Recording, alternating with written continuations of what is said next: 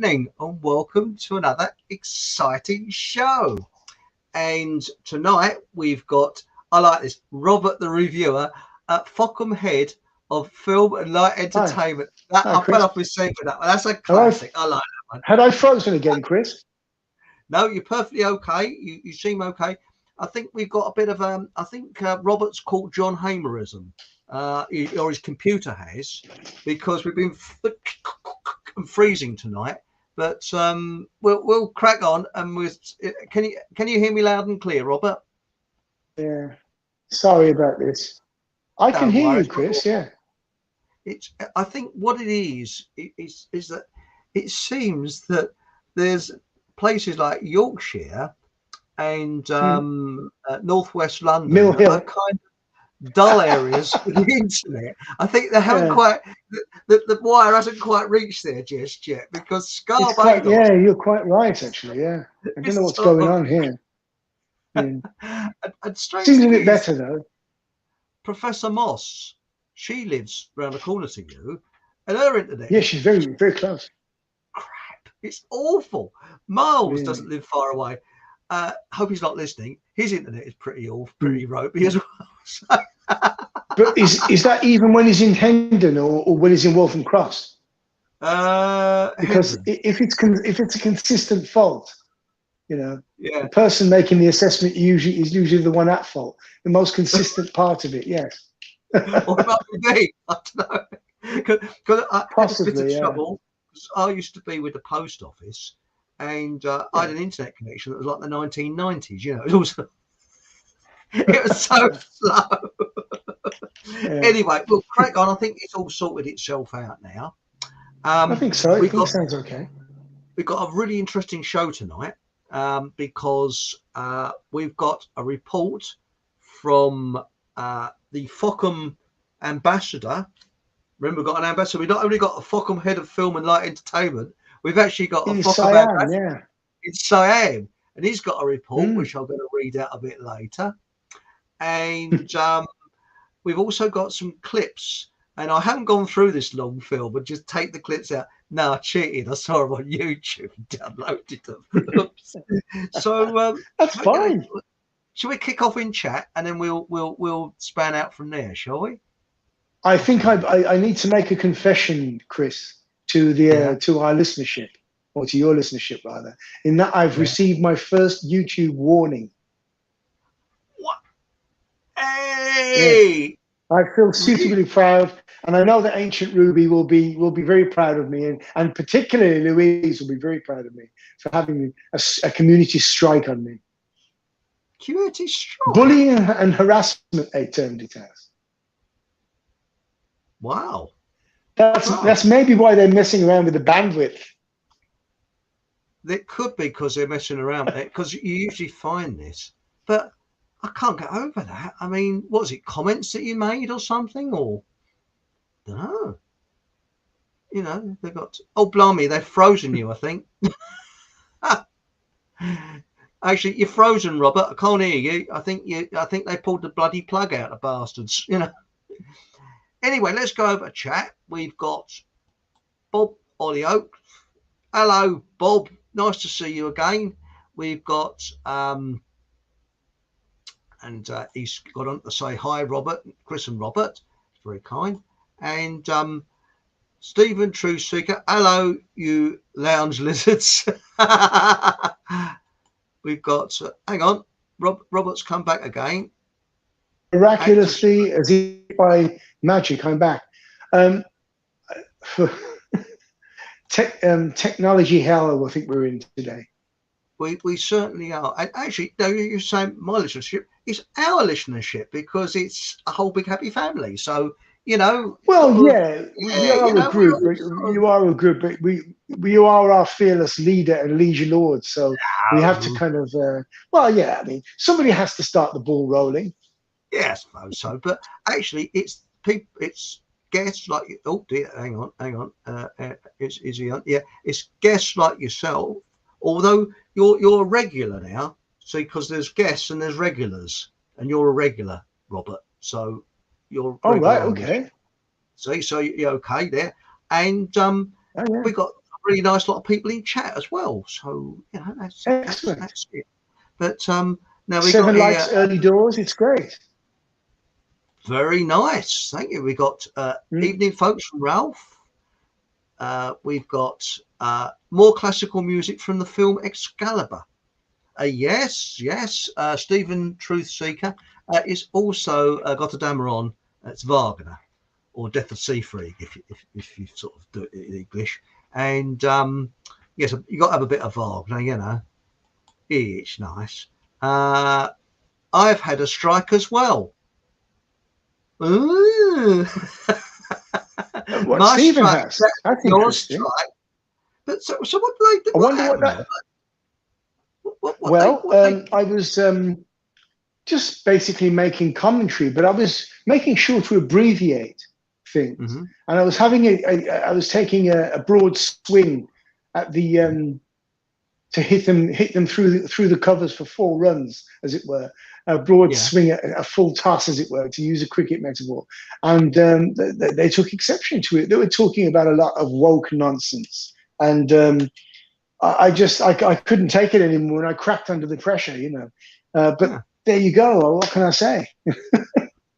Well, you know, what gets me, though, I mean, when we were kids, I don't know if you heard this, we was always told, oh, it's a free country, you can say what you like. And now that generation's gone. And my attitude is, well, if someone doesn't like what you say, it's up to them to have the balls to tell you. Know? You can upset someone somewhere, aren't you? Whatever you say, even if you said custard pie, it's probably somewhere someone has got a thing about custard pies and is upset by what you know. It doesn't matter what you say, you know. But anyway, on with the show. It's only an opinion. Yeah. And hang on, we got Ancient Ruby. We've got Ancient Ruby. Good evening, Eric, Robert, and all in chat. Thank you. But this is the thing. I mean, what is language? It's any noise and sounds. I mean, if someone from, say, Japan or China or a language we don't understand was swearing and cursing at us or saying something rude to us, we wouldn't know what they're saying from Adam, and we'd probably stand there and smile, go, oh, yeah, you know. Hang on, Robert's gone up again. I think we've definitely got an acute case of John Hamerism here tonight. So let's have a look. No. Oh well. Anyway, I'll carry on. We're going to look at films and how they are actually used to control people, and they have done since the beginning of film. And when you look at it, I mean, from the early days, I think the earliest moving film was it 1840s, 1850s, something like that, from France. And believe it or not, in the Edwardian times, hello, Robert's gone. I think he'll be back soon. Come on, Robert, back you come. Oh dear.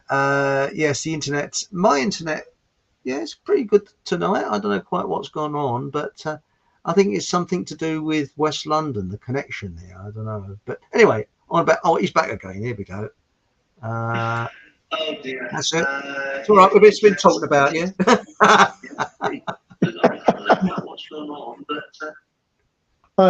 Sorry, Chris. Sorry. No, what I was going to say, I was just sort of filling in. What I was saying is that, believe it or not, before Hollywood, did you know the capital of the film world was Hastings in England? Seriously, in the Edwardian times, Hastings was the place to go for films, not Hollywood. Amazing. And there was a lot of weren't Hollywood stars then, but a lot of actresses and actors came from America to Hastings, and one of them was Lillian Gish. Now, Lillian Gish, she was one of very few people that I think she lived well over 100, and she was actually in the film when she was in her 90s, and I think she's approaching 100. And she actually went to Hastings and made fame acting in a film there from America. So, you know, and then it moved to Hollywood. Oh, Lillian Gish. Lillian Gish, yeah. She actually started in Hastings, would you believe, in England. You'd never think Hastings, the film, that was the sort of film capital of the world. Hastings. You know, people were going from Miles to Hastings. Just up the road from Bognor as well, when you come to think of it. But I would have thought it'd have been somewhere like Cornwall, because the light would be better in Cornwall than anywhere else, because it's Cornwall is one of very few counties that's, apart from one side, is surrounded by sea, which isn't, well, it is a sort of island in a way. Hello, Robert's gone again. Oh dear. I think it might be YouTube that might be unplugging him. You never know. Let's have a quick shufty in chat until he comes back, shall we? Now, we got here 3 years ago, I tried to upload a 9/11 video. This is Stephen Truthseeker. Had a warning for another video as well. Good heavens. Well, I know that BitChute is now beginning to censor things, and I've noticed quite a few things have been censored on BitChute. That between you and I, you can actually see the censored videos via a VCN or proxy server, and you can get free ones. You don't have to pay out to get a proxy server. So, and always when you're on the proxy server, I don't know whether I should be saying this on live, put that you are broadcasting from Japan, and you generally get it through. So that's a little tip there. You know, funny thing is if you look it on YouTube, you get a load of Japanese adverts come on. It's really funny, actually. Right. Now, Ancient Ruby, sorry, is saying, hope you are all well. Yes, I hope you're all well as well. Creating a reality that's fake, I think they call it. Yes, that you're quite right. We've got Hereditas Get Fucked, Led Zeppelin, yes, Led Zepp, yes. And we've got South Coast Rich. Well, I'm exhausted, just had to crash out on my sofa following some housework and cleaning, only because I have visitors tomorrow. Well, it's funny you should say that, because I've been suffering from tiredness recently, which is not like me. We've got Robert back again. Do you reckon I ought to phone John Hamer and find out where he's found a cure yet from his John Hamerisms? Hello, I think Robert's frozen. No, is he back there? No, I think. Are you receiving us, Robert, loud and clear? No, I don't think he is. It's funny, it worked just right last week. It's really odd. Hang on, I'll see what I can do. Right, and then I'll add 3. That seems to have done something. I might try a different device, Chris. Might be good. We can hear you loud and clear now. But you mentioned Lillian Gish. Yes, Lillian Gish, rhyming slang for fish. But Lillian Gish was an American actress in the silent films. And he's gone again. He's going to try another device, so we'll hope we're going to get him back. But going back to films, I was just doing a quick sort of resume of it. And Lillian Gish acted the part where someone was attacking her, and she acted it in silent films so well that people in those days thought it was actually real, because she acted so well. But Lillian Gish, you can actually see her. I think she was in a film in the 1990s, and she was about 98, 99. She might have been 100 when she was acting in this film. So she had a very long and successful life, Lillian Gish, but nobody's probably heard of her now. And then, of course, the reason they chose Hollywood to be the place was because of the light, because they didn't have artificial lighting that was powerful enough for the film in those days. So they had to use sunlight. And of course, the amount of sunlight in Hollywood is, I would have thought, much more than Hastings. But that's why, you know, they went to Hollywood, and Hollywood was named that huge, great thing on that side of a hillside where it says Hollywood. That was actually a real estate agent, and they actually did a bit of horse trading. I think they got the name of a real estate agent. But then the funny thing is that when Hollywood started, then of course you had people like Charlie Chaplin, and that going to America and starring in these films, who was one of the highest paid artists of his time. So there we go. Now, we'll go back into chat, and we hope that Robert will get back on another machine pretty soon. Let's have a look. I think what's happened is what he's using, it's RAM. He's coming back. Here he comes. Hello, Robert. I think we're coming in any minute now. Rascal in Chief. I like that. He's changed it. Hello, Robert. No, he's oh well, he'll have to try. We'll try and get back to him. Now, he's actually sent a message. He says one of Lillian Gish's last roles was the directional debut of Charles Laughton's The Night of the Hunter. I didn't know that. I didn't know that. It's interesting. Very, very interesting. Now, now we got here. Stephen the Twister says the Tinternet's big switch off. Let's see if, hang on, I'll remove him and put him in again, see if that makes any difference. No, he's gone again, so he's going to try something else. And Robert said here, Google's Revenge. And Louise says, hello everyone, hope everyone is well. Hello, Louise.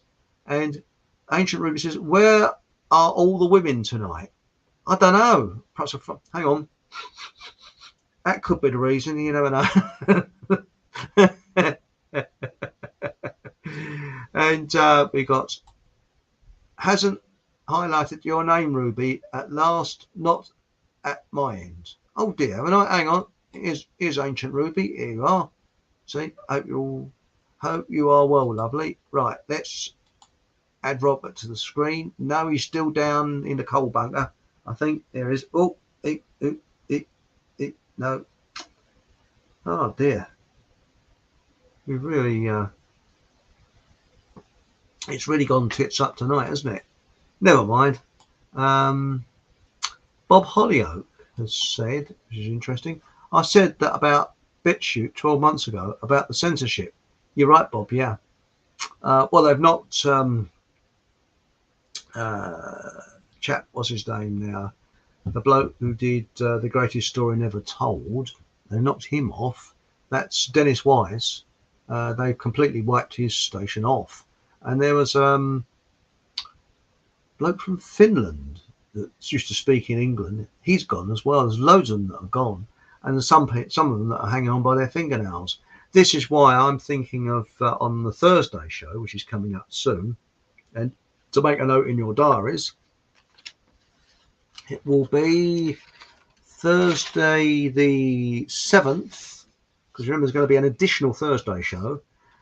I've got Andrew Johnson coming on, and he's got to give us an update on Richard D. Hall, what's happening. And hang on, let's see if we got Robert back again. No, it's really bad tonight. Don't know what's going on. It's just strange, isn't it? Oh well. Anyway, you're right there, Bob. You're very right. And Stephen Truthseeker says, popular culture creating a false world. Yes, certainly is. And Ancient Rubies said, yes, I woke up and saw the old sun and wondered what the hell it was. Yes, it's I've actually found this morning, because I don't wear shoes and socks around the house and in the garden and around where I live, and because I like to earth, earthing. I don't know if you've ever heard of it, but if you walk around barefoot in your garden, and it's called earthing, and it's very, very good for you. And I went out this morning to feed the birds, and it was quite cool. I wouldn't say it's cold, but it was cool, and you could feel, I've got concrete pavers, and I can actually feel it very cold, not cold, but still cool underfoot, and something you wouldn't expect for August, which July and August is supposed to be our warmest months. But this must be one of the coldest summers and the wettest summers we've had for a long time. This is quite amazing. Now, what's that? Oh, that's perfect then. Thanks for helping me last week, Ancient Ruby. Oh, well, that's nice. Right. Now, I don't know what's happening with Robert. I think, oh, hang on. We've got Urban Fox coming. We've got, hello, Urban Fox. Hi, Chris, Robert, and everyone.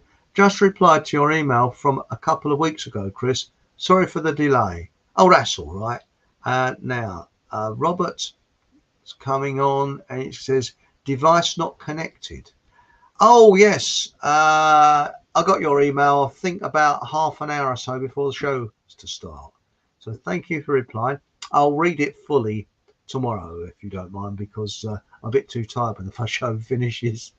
So it's strange. I can't connect him because Robert's device is not connected. So I don't know what's going on there. Anyway, let's get on. I'll do it single-handedly about films and do it completely off the top of my head from memory.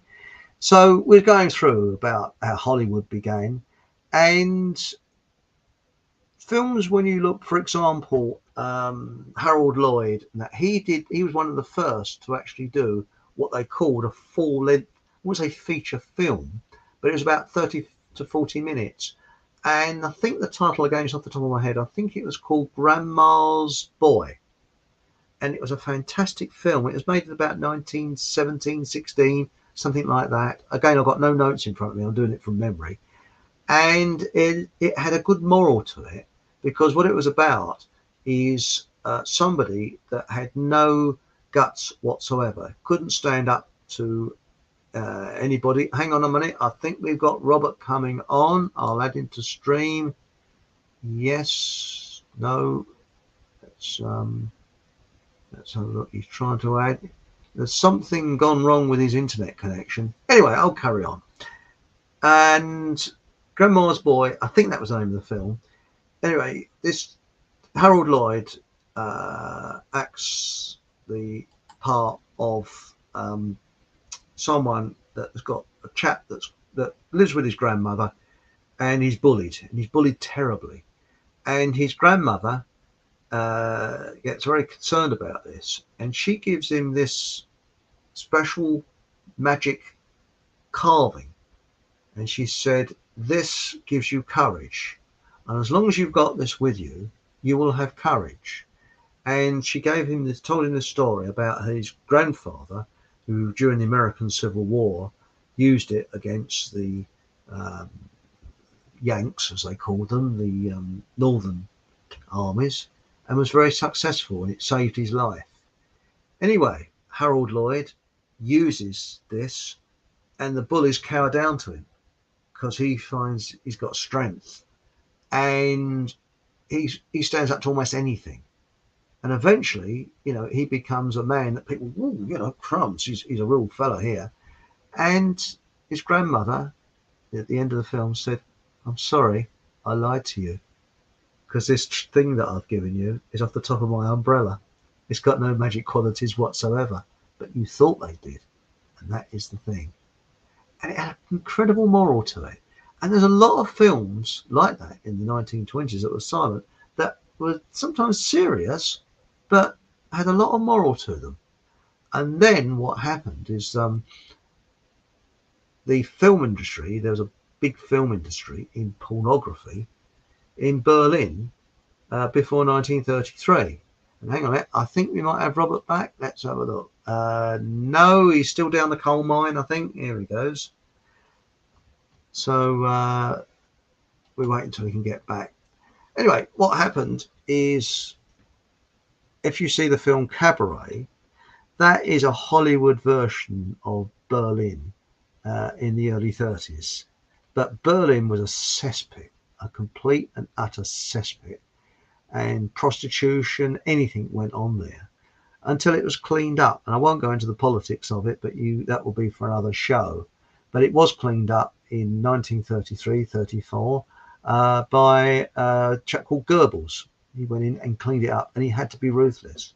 And the pornographers left Berlin, and where did they go to? Hollywood. They're welcomed with open arms to Hollywood, and of course the rest is history. The films from then on were a different type of film, and it became one of the pornography capitals of the world. And that's a little potted history of how Hollywood came about, and of course the big movie moguls and things like that. But that's what actually put the poisoning with Hollywood, is when the, shall we say, the pornographers in Berlin legged it, and they were welcomed with open arms into America. And of course, the Tavistock School, which was a communist school, they were booted out of Germany, and they went to America, where they was welcomed with open arms. So there it is. But even after the pornographers went to Hollywood and corrupted it, there were still some really good films. And one of them that we were talking about last week was The Third Man, which I think is probably one of the best films. I wouldn't say the best film ever made, but a very, very good film. But again, I think the morality in cinema has actually gone, where films would sort of hang on, Robert's back again, I think he might have sent me a message. Hang on, I think he's back. Ray, got you back. You all right, Robert? What a nightmare. How is it? You're clear, loud and clear now. Oh, great. Sorry, I caught up as far as Lillian Gish, and then you were talking about 1930s Germany. Yeah, and the debauchery. Went on. That's right. I was saying that films had a moral to them, like Harold Lloyd. He did one of the first, what they called feature-length films. Yeah. He invented it in many ways, and it was only about 30 to 40 minutes. But it was, I was just saying, it was about I think it's called Grandma's Boy. It's about a chap that had no guts. Right, his grandmother gave him this charm and said, it will give you courage. And it turns out, I've ruined the film for everybody. You can see it on YouTube, but it doesn't really matter. In the end, she said, I lied to you because this is off the top of my umbrella. It's got no magical charm whatsoever. Oh, so it's a placebo then, basically, yeah. But it has a sort of a link to the Wizard of Oz, where you've got all of these people that lack a human trait of stoicism, whether it's the heart, the brain, courage, I suppose that Harold Lloyd was probably following on from that, or maybe preceding that, because his films would have been a little bit earlier. But crumbs! Harold Lloyd performed many of his own stunts, which a lot of people want it. That's right. Yeah, then it definitely preceded. It probably preceded the novel as well, the Wizard of Oz novel. But it's a very interesting thing. Harold Lloyd was what we then called an actor manager, who was something like an Orson Welles was an actor manager, where he would actually have his own theatre company, put on his own productions. He would produce them, he would direct them, and he'd be a player in them. So this is his work was spawned out of the Mercury Film Theatre company. So you had Joel McRae and people like that in it, and the chap that played Holly Winter in The Third Man. Yeah, so he was a huge friend of his as well. They were very close friends. They did a lot of movies together, hell of a lot of movies together. But sorry, Chris, I'm kind of cutting across. But you were saying before I started. Well, I was going to say, well, the Wizard of Oz was actually about the gold standard, wasn't it? That was really what it was about. Because that was part of it. Yeah, that was definitely part of it. But maybe our keen-eyed people in chat will notice that there is one constant in the Wizard of Oz. A character that is a constant in the Wizard of Oz. Now, I don't mean it always has screen time. This character always has screen time, but it is a constant. Answers on a postcard, folks, and I'll give no more clues. That's interesting. And also, you see, in 1941, because that's when the Americans entered the Second World War. We were actually starting it up. But what happens was kickstarting it in 1939, and we're getting it prepared for the Americans. you see. You know, we were good like that. Yeah. And no, only joking. And the thing is, they realised how powerful film is, and Germany did as well. And for example, and what they did discover is it helps with recruiting into the army or in the forces. And did you know that when they showed Top Gun in American film, in American cinemas, they had an Army and Navy and Air Force recruiting office in the foyer of the cinema? An upswing in people wanting to be pilots. So that's amazing. It doesn't surprise me. I wonder if John Barcelone's son had succumbed to that, or was it the fact that his father was a pilot to start with? Maybe it's a bit of both. But he didn't join the same branch of the forces. He joined the Navy to become an aviator. So he didn't join the Marine Corps. And you can still fly fast jets in the Marines or the Army. So for him to join the Navy is quite a specific thing, because by and large you're flying off carriers. Yeah. And now that I think he's in Nevada, isn't he? At Top Gun in Nevada, which is great. I mean, I could thumb a lift when I go and watch the Raiders at the Allegiant Stadium. Brilliant.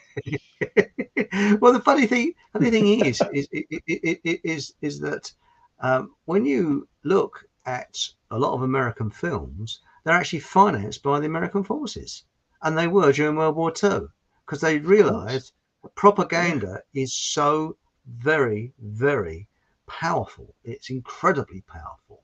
And of course, most people know about the Subliminal Strip, where they found that if they wanted to sell hamburgers, they would put a couple of frames into a film of hamburgers. So people would be sitting there watching the film and wouldn't realise it, and they could be vegetarians, and suddenly they find themselves queuing up for a hamburger and not really realising the reason why. It's because those frames, this hamburger, had registered on the subconscious, but they hadn't seen it in the conscious. And this is the thing, the subconscious. And also what filmmakers have done a lot of now, for example, did you know that Star Wars was to do with Nazi Germany? And you look at their helmets, they're virtually the same. And also Tolkien, you know, that what he wrote, that was about the First World War in many ways. I think, was it Lord of the Rings? I think it was. I got that. I always get him muddled up with somebody else. I'm not very, but I'm sure someone in chat will be able to correct me. I think I made a bit of a mistake there. But what I was going to say is that some producers do give something subtle in the background. Right. It's about Tolkien now. Sorry? Tolkien, yeah. Was he Lord of the Rings? Tolkien? I think it was Lord of the Rings. Because he was actually talking about, it was really about First World War, because he was in the trenches during the First World War. Hello, he's gone again. But yes, it's. I think they better get the hamster back on the wheel to get the internet connection going. And Dane MC is correct about the Wizard of Oz, the Straw Man. That's right. And you notice her. I think it was the girl. I can't remember her name now. Her shoes were gold. And again, it's a story within a story. I've never actually seen the Wizard of Oz ever. Julie Garland, that was it, who acted the part. And the girl, then you had, because there's nobody around now left alive, who was actually in that film. Even all the technicians have gone now. You know, now I've got Louise has said, sorry, I've got to go. My granddaughter wants to see you all. See you all soon. Take care. Keep strong. Oh, ta-ta. Now it says here, Stephen Truthseeker says, David Icke and Michael Zorian has gone into this. Have they really? Yes, I know I didn't know that. I didn't know they got into it very deeply. But what I will show you is, if you look at the film The Third Man, there's a scene in it which could be the World Economic Forum talking about us. And I'll just put this little clip on. Hang on, I think here he is. He's back again. And hello. I'm just about. So sorry about this, folks. It's not your fault. It's the bloody internet. I think. I mean, I had troubles. It's Google's revenge on me. Well, I actually found out that chappie next door used to work. He was a senior bloke in BT. Sadly, he passed away earlier this year. Oh. And he told me I was having lots of troubles with the provider I had. And he said what they do to increase their profit margin. Now, I don't know the technicalities of this, but he said they try and get as many lines down one feed as possible. And he said that's why sometimes it's a lottery. You'll get on the internet, it'll work fine, and then other times you can't get it, bugger all on it. And I had so much trouble. I mean, I don't know if people in chat remember this, but I mean, I had Gloria Moss on one night, and her internet was up the spout, mine was up the spout, and it was all and it was terrible. And after that, I said, that's it. And John Hamer, strangely enough, he advised me, even though he's got a bad, it's not his internet, it's his computer. And he advised me to get rid of my landline and use a SIM router, which I do now.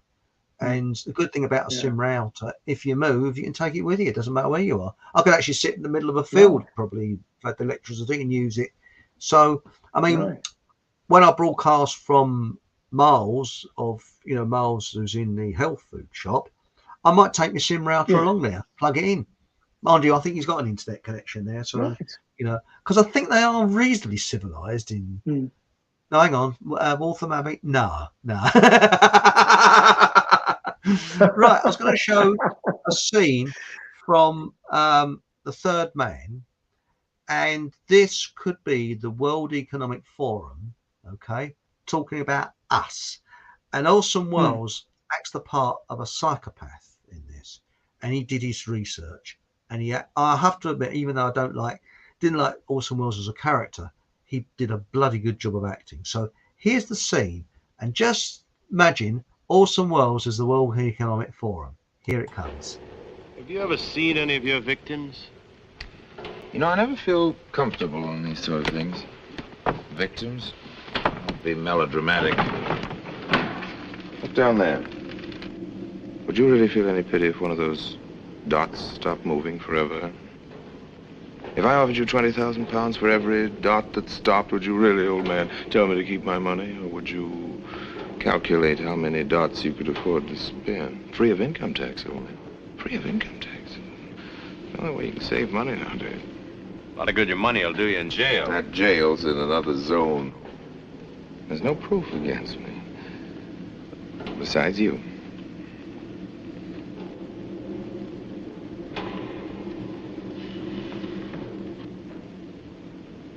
I should be pretty easy to get rid of. Pretty easy. Wouldn't be too sure. I carry a gun. Don't think they'd look for a bullet wound after you hit. Well, that's the scene from it. Look at those dots down there. That's exactly the way the WEF thinks of us, as dots. And that just about sums it up. And I think this was years ahead of its time, because the film was actually made in 1948 and it was released in 1949. And it was going to be filmed in London, but they decided to film it in Vienna. And by the way, Robert's gone again. I don't know quite what's going on with his internet connection, but it's completely, I don't think it's his computer. I think it's his internet. It's normally perfectly okay, but who knows, But anyway, back to the films. Robert had a hell of a lot to say about it, so I have to admit I am filling in a little bit on this. Well, I'm filling in a bleeding lot. But as I was saying, these things, I think the thing was, and I think what probably Orson Welles was trying to get over, because he did say once in the 60s, there's a film on YouTube with Orson Welles, and I think Robert's back again. Hello, Robert. You're back again. Hey. Hi, yeah, sorry. Just enjoying the rerun of that scene. Do you want to Do you want to say who your internet provider is? Because they're doing such a magnificent service. It's Fat Chance Fast Internet, it's called. Really? I don't think it matters who it is, really, to be honest, Chris. It's what you were saying earlier on about your sadly departed neighbour that worked for BT. It's literally like watering down the gin in a pub, isn't it? Yeah. Or the party line, if everybody remembers those. I mean, my family, we couldn't afford our own phone, so we had a party line to start with. We had that. So you shared that. Yeah. So you shared that, and you had to knock on the wall to make sure they weren't using the phone or listening in, by the way, as well, because you could do that. So it's literally like having a network of phones. So you'd have a whole terrace house with one line. And you'd take turns to phone your relatives on a Sunday afternoon or something. But they've been doing this to us in many, many ways, not just with telecommunications, but you know what, I think everybody in chat knows what we mean. Now, you were talking about the scene with Harry Lime and his friend Harley Winter. That's right. So you're talking about, he refers to the people as ants.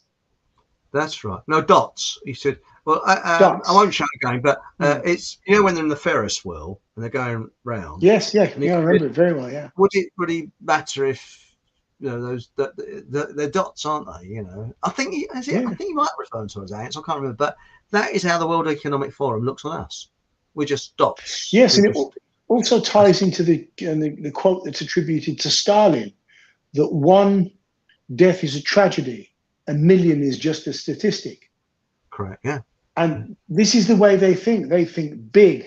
I mean, they think big, and it comes out in their subliminal, you know, those stolen frames that you were talking about earlier on, the subliminal advertising, product placement, Coca-Cola.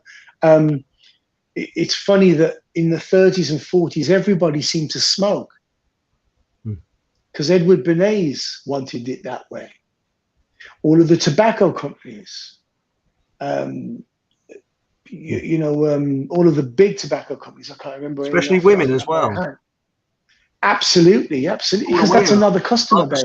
Yes, that's another customer. That's it, yeah. And I thought, as beautiful as she is, her breath must be like a lion. Yeah, because she smoked and drank all the time. And who is it now that I think it was Stuart Granger, unless I missed my guess.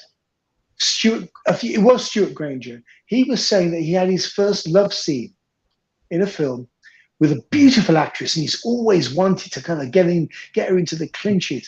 And the director said, action. And he said, so he's supposed to engage with this passionate kiss.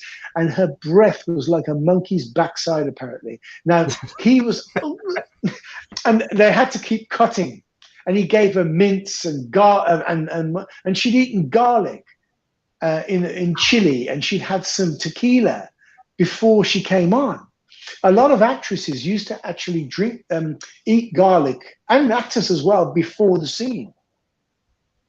Because what they want, especially if they wanted somebody to be repulsed by them, because obviously when you eat it, it comes out of your pores, and then you start to repel people. So it's method acting at its best, I think. I don't think he ever forgave her. But there was a famous Hollywood actor.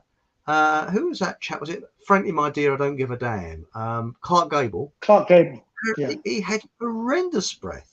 Really, yes. It was so bad. Very cheap as well. They reckon he comes from stomach trouble. He probably had stomach troubles because. Also, he didn't invest in good dentures. He had all of his teeth removed. So what had happened is what they did is they capped them. They did the same to Joan Crawford as well. They would cap them.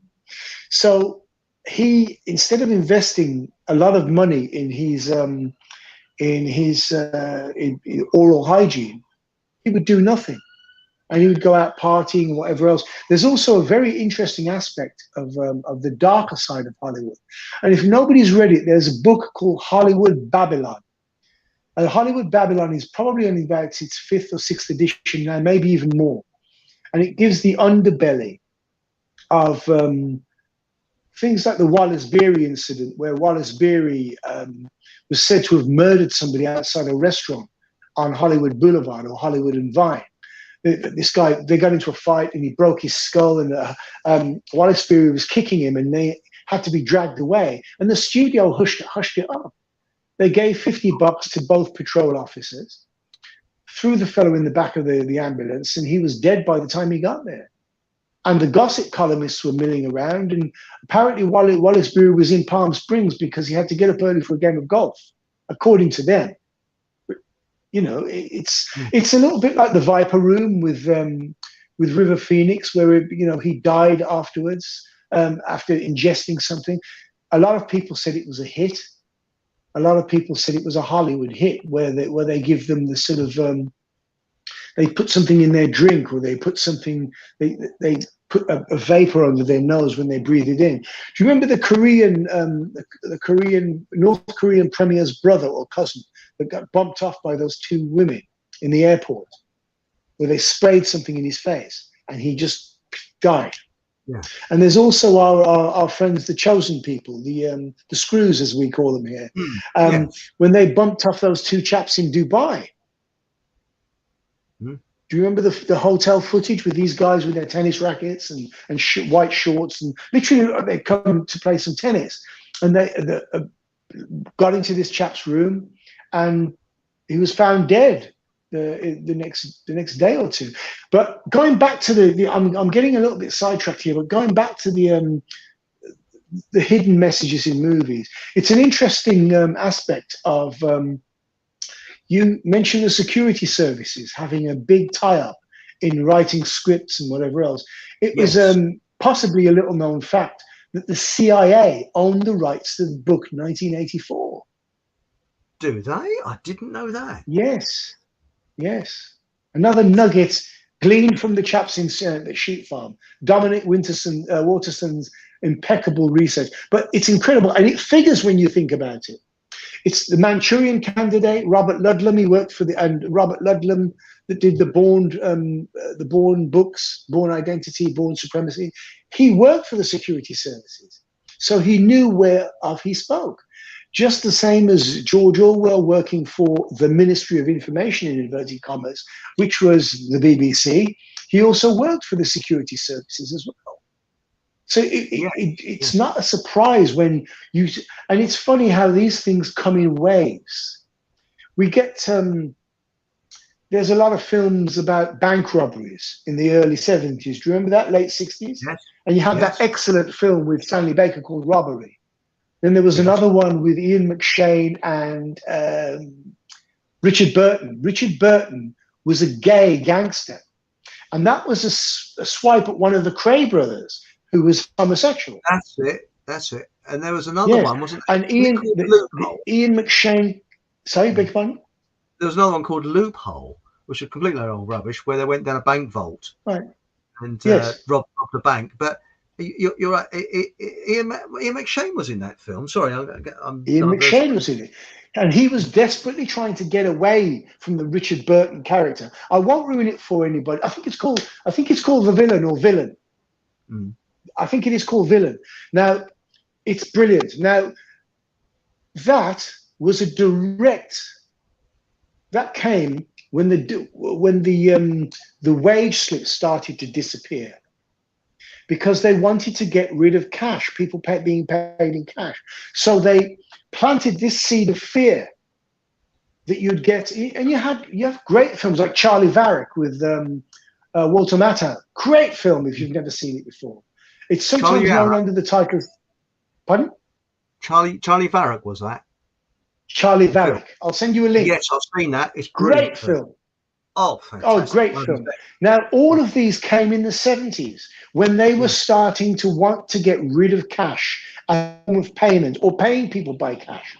They weren't quite ready to get rid of cash totally then.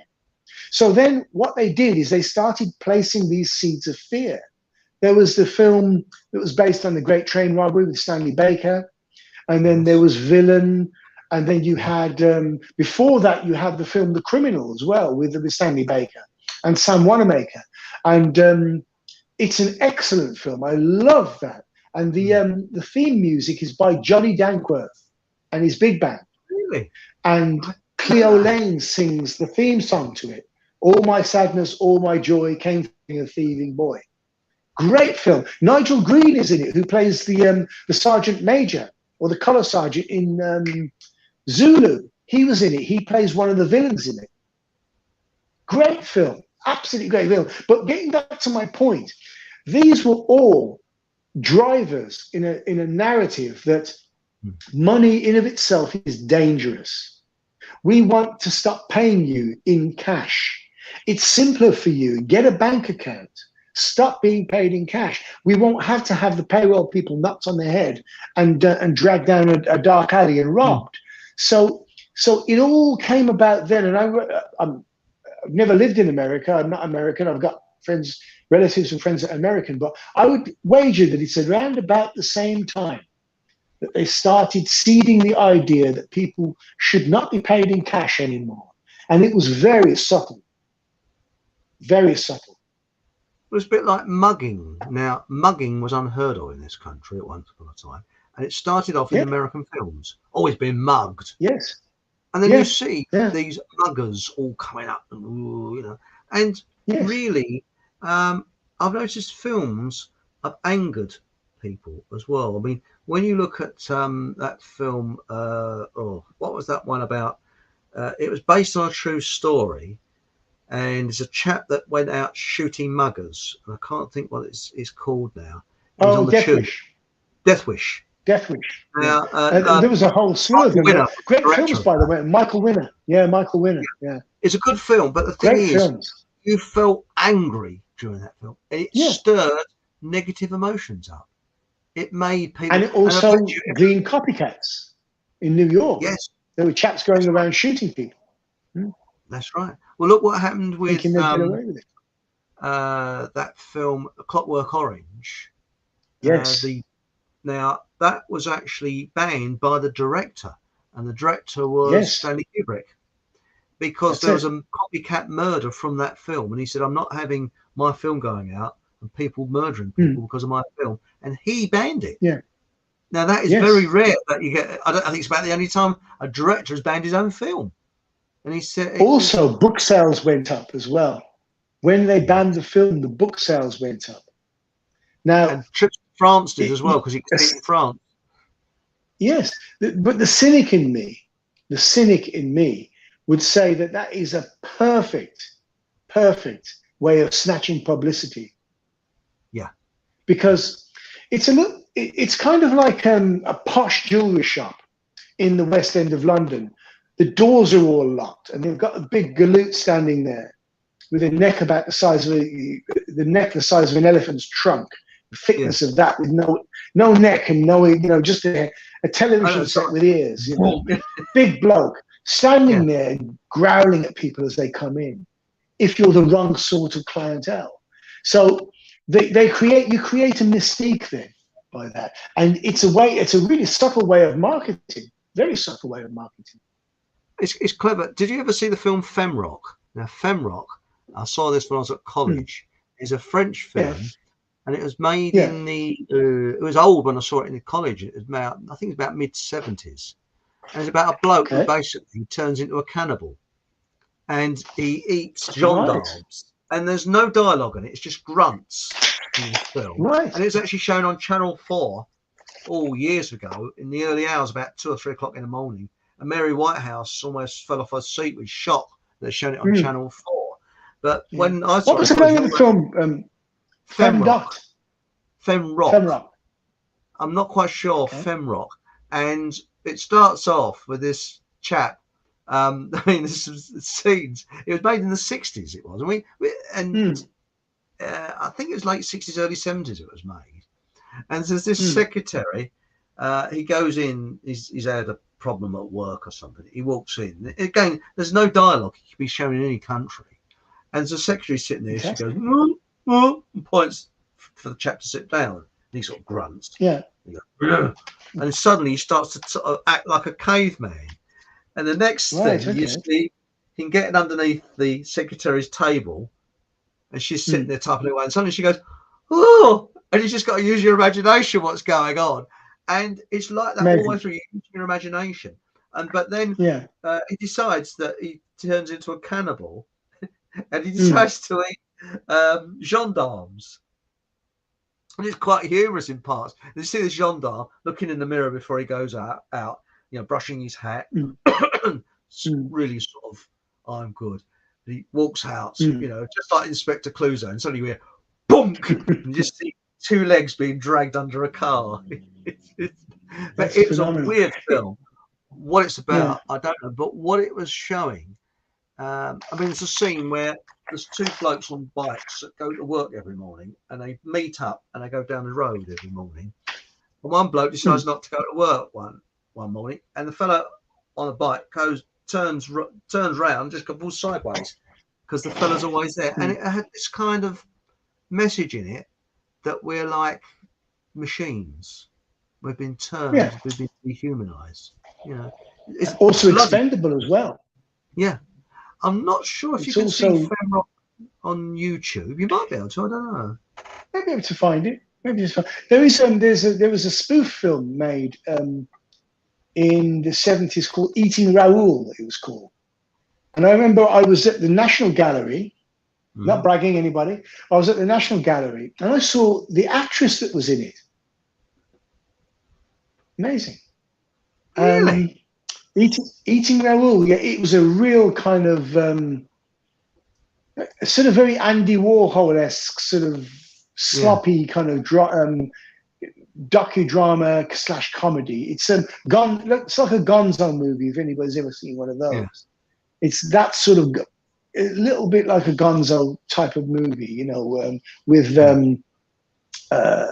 what's the chap. Sort of not living and dying in Las Vegas. What is his name now? The fellow that was shot out of a cannon when he was dying. His ashes. Oh, it'll come back to me. But anyway, you know the one I mean. Johnny Depp's best friend, that chap. Yeah. So he was a Gonzo journalist. Yeah. It's got initials in his name, but never mind. It doesn't matter. It'll come back. But it's a little bit like that sort of approach, that left turn approach to movie making. And it carries a very radical message as well. It carries a very, very off-brand message, whereby you don't really know what's coming next. And that's probably what they expect of us. They expect to knock us off balance and keep us guessing. And I think that's probably what they want to do. And it feeds back into what you said earlier on about people being made angry by movies and being revved up by movies. So you have, obviously, the obvious example is A Clockwork Orange. And before that, you had, after that, you had If, by Lindsay Anderson, which I watched the other night again, with Malcolm McDowell. Great film. And it was literally, oddly enough, there is a link between, there's 3 films that link in that era. There's A Clockwork Orange, there's If, and there's Britannia Hospital. Yes. I don't know if you've ever seen that. Right. So what they reckon is that Alex was,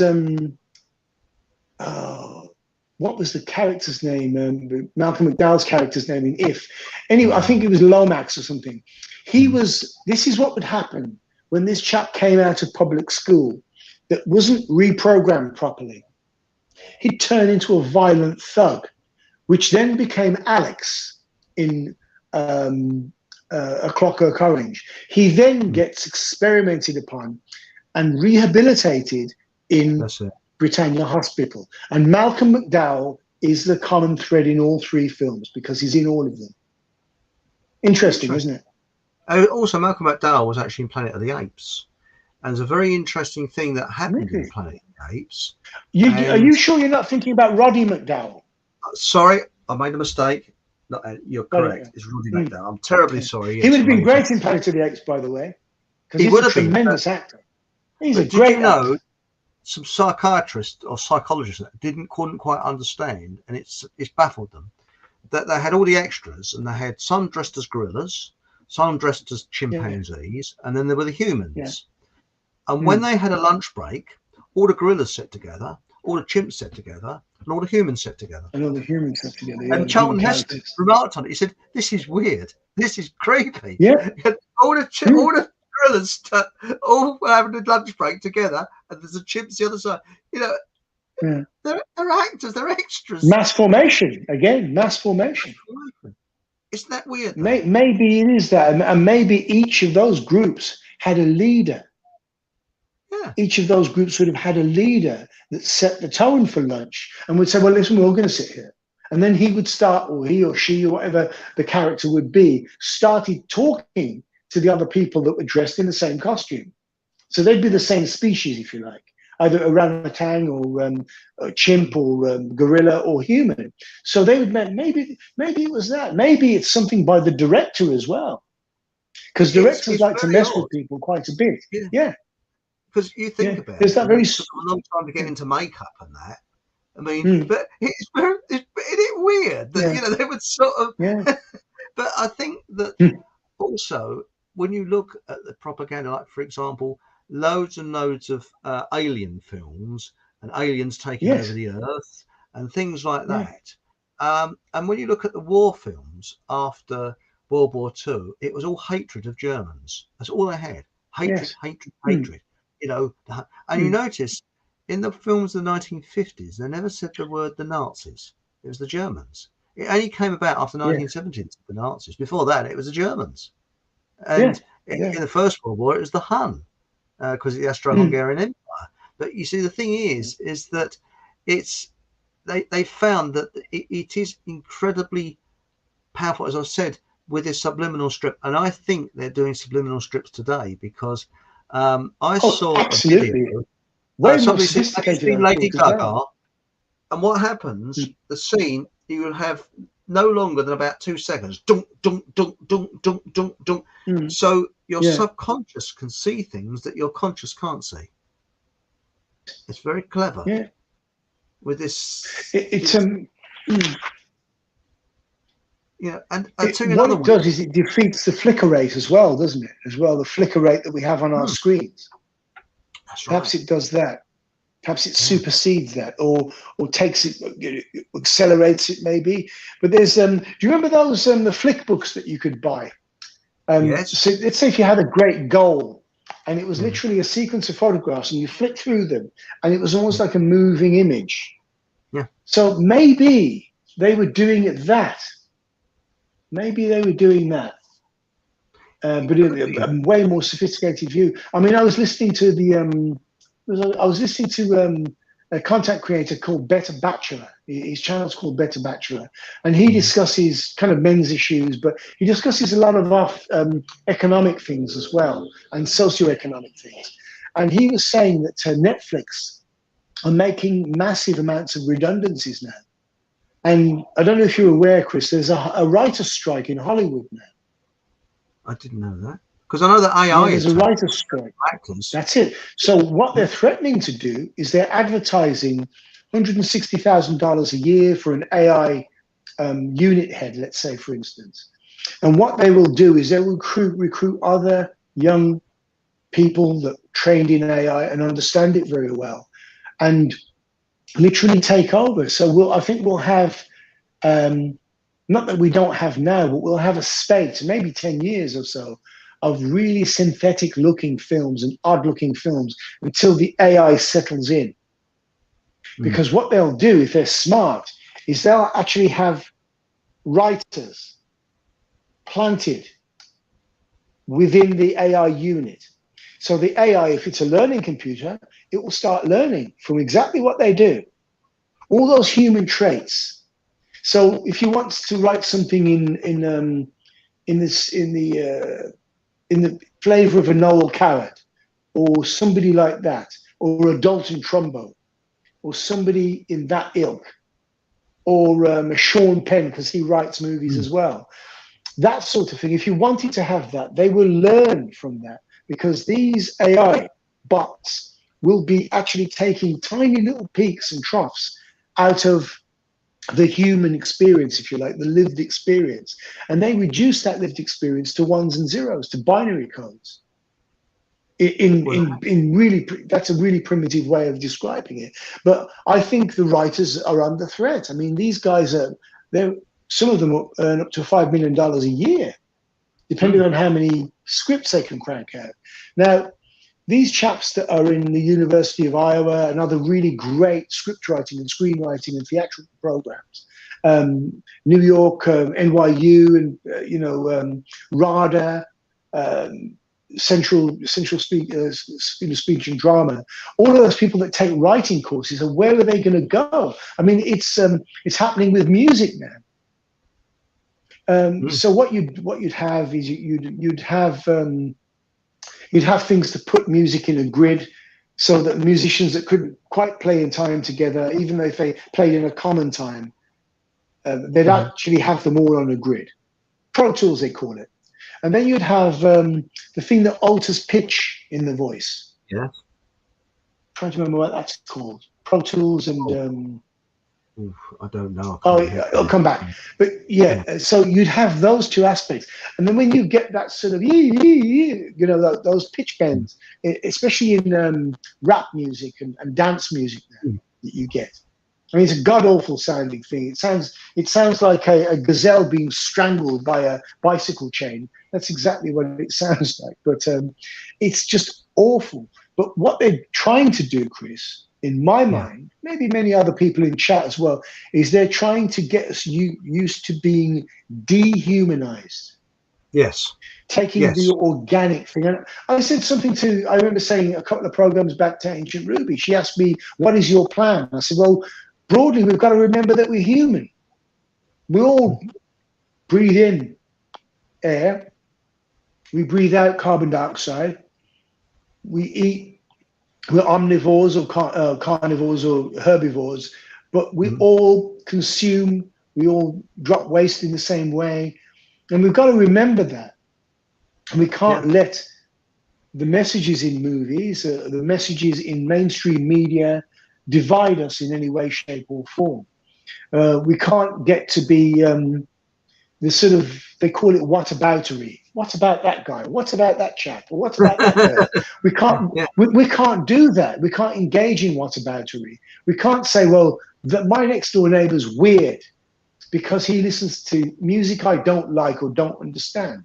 That's fine. Weird is a good thing anyway.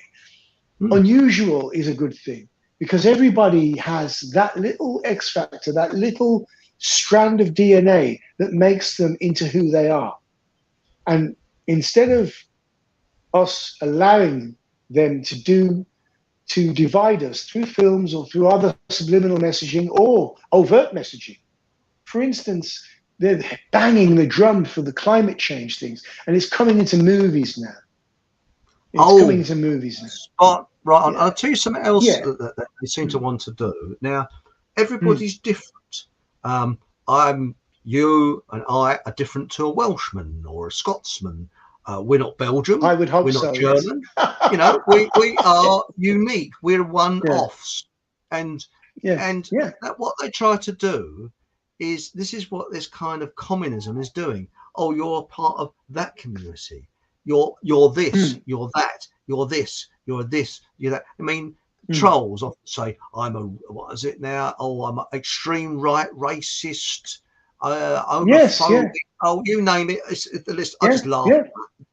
But the thing is that it's the simple mind that puts you into a category and doesn't see you as a human being, and that is what gets me. Yes, you could say we're European, yes, but look at Europe. You look at most of the continents. The people are different, and why can't we respect those differences? That's what makes the world interesting. Celebrate them. And they're trying to make everybody the same. Celebrate those differences. You are this, you are that. You are no, we're different, and be happy about that. And this is why they've used this word community a lot. Oh, you're part of this community, that community, and sod off. You know, I'm not. What they've done is they've misused the word, they've misappropriated the word in my mind. Because there's nothing wrong being a member of a community, especially if everybody holds their own differences and they keep their own otherness, if you like. But once they've remapped the dictionary, haven't they? I mean, somebody was saying to me, I found out that they took the word gullible out of the dictionary. And everybody thought, being as the guy I am, that they actually thought I was joking. Obviously, gullible, if you're gullible enough to believe it, blah, blah, blah. But they have actually removed it from new dictionaries. And that's not the only word. I mean, they've started to, it's literally like 1984, where you're removing words. They don't mean anything anymore. Or racism, by the way, for a start, that was started out by our friends, the Screws. Now, it's funny, but it was never seen before. You could call somebody prejudice. You could call somebody color prejudice. But racism didn't exist. No, it didn't. So what they did is they invented that word. Anti-ism, you know, didn't exist. They invented it and promoted it. So anything can be, once you promote something enough and you make it, you weave it into somebody's everyday life. If we had a subliminal advert for the Eric von Essex show, let's say one frame flashes up. Yeah. In every media outlet in the world. Mind you, chat would be too big to handle anyway. Okay, enormous, wouldn't it? Mind you, we would have to have lieutenants like Ruby and Louise and things like that to sort it out, and Bob Holyoke and those guys and Stig, and they'd be like hall monitors at high school or at college, you know. But in all seriousness, that you can promote anything that way. You can promote anything that way. Do you remember the Wonder Bra ad, for instance? Yes. You never saw the word Wonder Bra. You just saw this great looking woman with a bra on and maybe a jacket or a shirt that was open. And that was it. That's all you needed to see. That is all you needed to see. I'm sure, I'd love to just look at the data for that, but I'm sure sales went through the roof. It's a bit like that advert years ago for a beer, and it was looks good, tastes good, by golly, it does you good. And it said that every night, and then one night it says, looks good, tastes good. That's right. Because you do it, everybody would say, it does you good. Precisely, yeah. Precisely. Wasn't Mackerson, was it? Wasn't Mackerson, was it? It was. I think it's something like that. I can't really remember. It was a stout of some sort, wasn't it? Yeah, I was only a little nipper at the time. I was too young. I didn't even know what beer was, I don't think.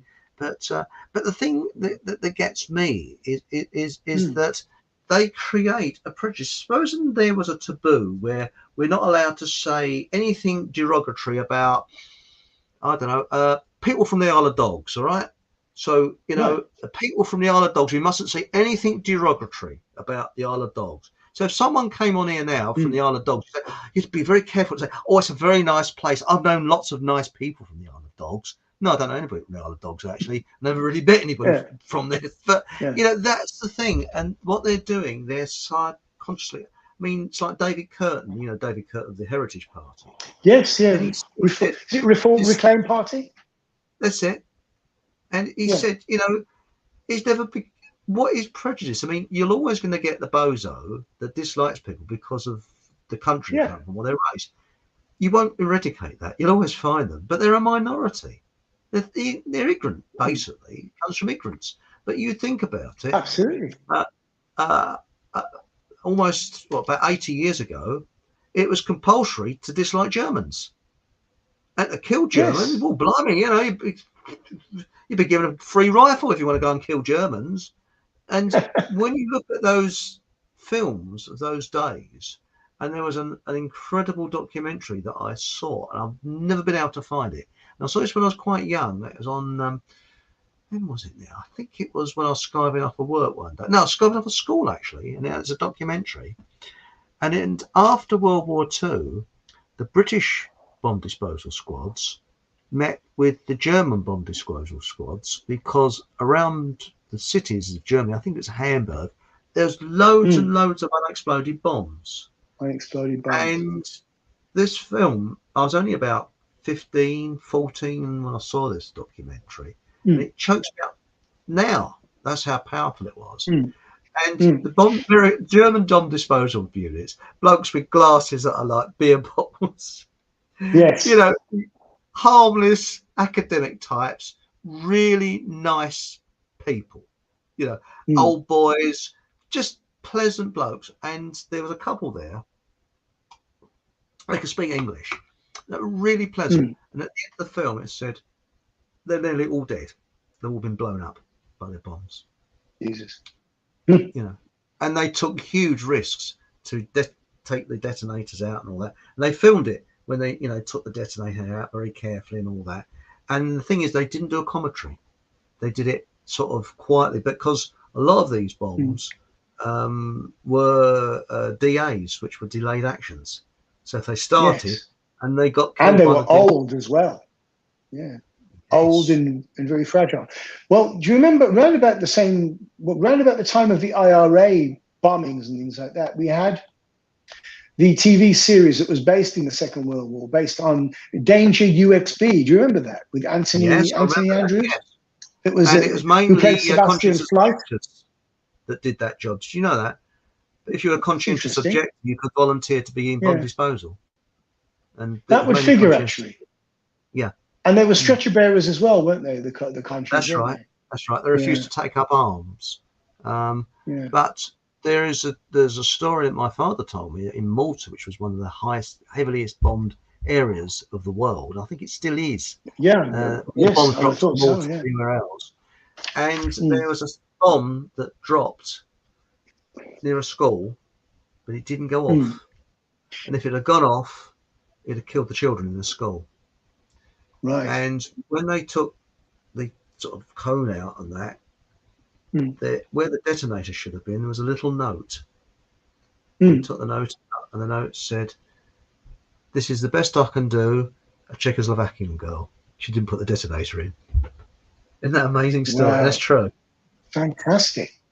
That's brilliant. That's the best I could do. Great. A Czechoslovakian girl. I mean, I think, and that would have killed those children. So she didn't know that she'd saved the lives of those children.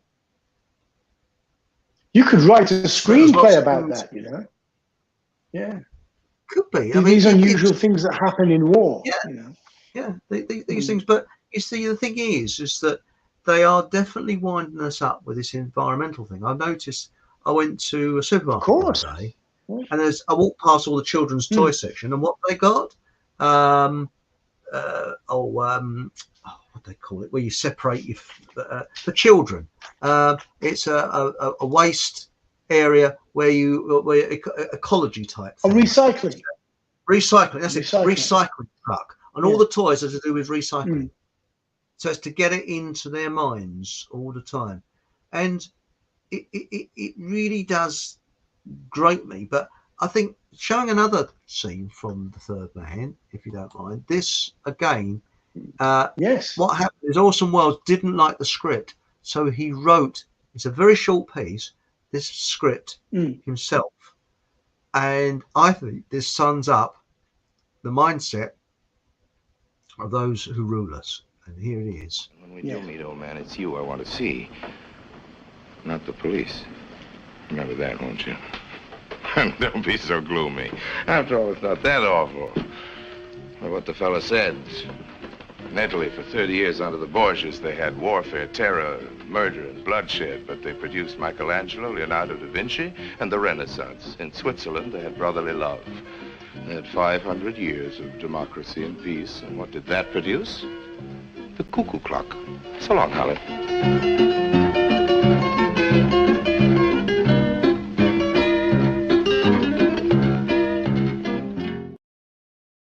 That is virtually promoting war, isn't it? Yeah, when you think about it, but that's the way they think. And he actually apparently he wrote that script. He didn't like the original script, so he wrote it himself. But it's brilliant the way he sums it up, isn't it? You know, they had war and everything else. They produced Leonardo da Vinci, their brotherly love in Switzerland. What do they get? The cuckoo clock. He was. I think he was a great man personally. Oh, he was. Orson Yes. Welles. Yeah. He was a great man. He's a very deep thinker as well, but very well read. I think he was partially educated in England as well, wasn't he? Ireland, I think it was. I think he was part. But right, what he did say in the 60s is that we need protection against bureaucrats. He said you could go to America without a passport up until I think the Edwardian times. You didn't need a passport to go to America. And he said they're making it more and more, and this was in the 60s, he said, it's difficult to travel and to do anything. And we need to be protected against these bureaucrats.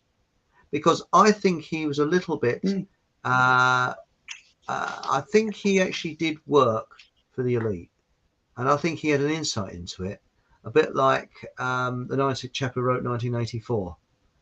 And I think or Eric Blair, or Eric Blair, yes.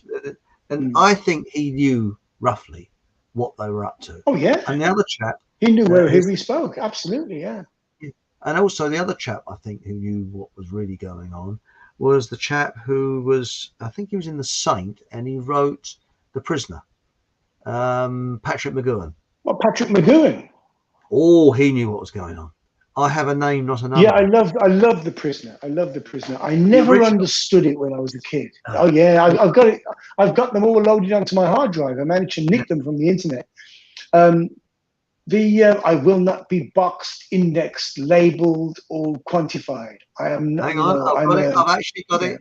Got it here. One moment, and this is what he said. I will not make any deals with you. I've resigned.